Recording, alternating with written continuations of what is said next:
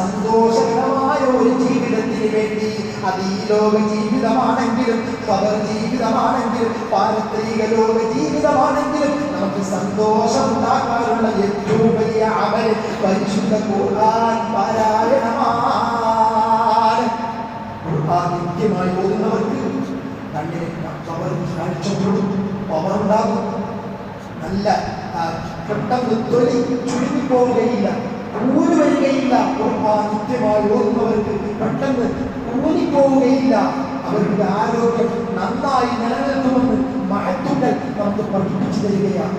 അതുകൊണ്ട് പ്രിയപ്പെട്ടവരെ, ഇത്യാദി കാര്യങ്ങളൊക്കെ എപ്പോഴും നമ്മളുടെ സ്മൃതിപഥങ്ങൾ ഉണ്ടാകണം.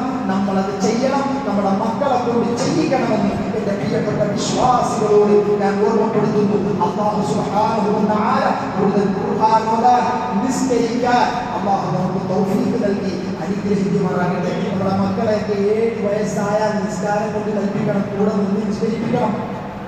എത്ര പേർക്ക് ആ ബോധമുണ്ട്?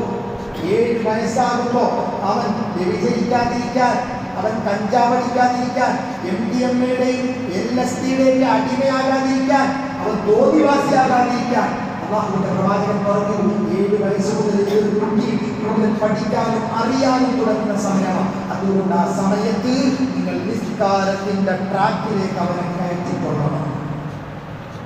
എന്താണ് കാര്യം?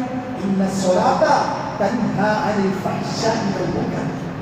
നിസ്കാരം നീചമായ, നിന്ദ്യമായ, നികൃഷ്ടമായ പ്രവർത്തനങ്ങളെ, ഒരു മനുഷ്യന്റെ നീചമായ പ്രവർത്തനങ്ങളെ തൊട്ട് അവനെ തടുത്തു നിർത്തുന്ന ഏറ്റവും വലിയ ആയുധം നിസ്കാരമാണ്.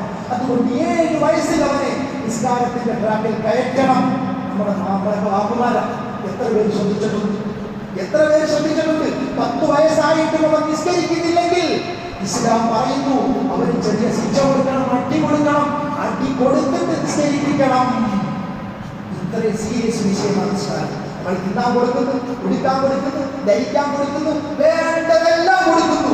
പക്ഷേ എന്റെ വാപ്പമാരെ, നിങ്ങൾക്ക് ഈ ഒരു ബാധ്യത നിറവേറ്റാൻ പഠിക്കാൻ പാടില്ല. മക്കളെ 7 വയസ്സാകുമ്പോൾ നിസ്കാരം കൊണ്ട് കൽപ്പിക്കുകയും കൂടെ നിർത്തി നിസ്കരിപ്പിക്കുകയും വേണം. 10 വയസ്സായിട്ടും ഇയാളിങ്ങനെ കളിയും തമാശയും വിനോദവുമായിട്ട് നടക്കുന്നു, നിസ്കരിക്കുന്നില്ലെങ്കിൽ അടി കൊടുക്കണമെന്നാണ്. അതുകൊണ്ട് ഈ കാര്യം പ്രത്യേകം ശ്രദ്ധിക്കണമെന്ന് എന്റെ പ്രിയപ്പെട്ട രക്ഷിതാക്കളോട് വിനയപുരസ്സരം ഓർമ്മപ്പെടുത്തുകയാണ്. അല്ലാഹു നമ്മുടെ മക്കളെ സ്വാധീനങ്ങളാക്കി തന്ന് അനുഗ്രഹിക്കുമാറാകട്ടെ എന്ന് പ്രാർത്ഥിച്ചുകൊണ്ട്, പ്രിയപ്പെട്ടവരെ, നമ്മുടെ മരണപ്പെട്ടു പോയ തൊടിയിലെ ജമാലിന്റെ ഭാര്യ BP മുറി മറിഞ്ഞു വീണ് ഇപ്പോഴും